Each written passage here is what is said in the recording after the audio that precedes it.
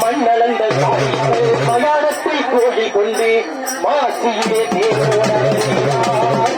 ஆதி பரமேஸ்வரியாம் அங்காள ஈஸ்வரியாம் கோயிலே ஆடி வருகிறார்.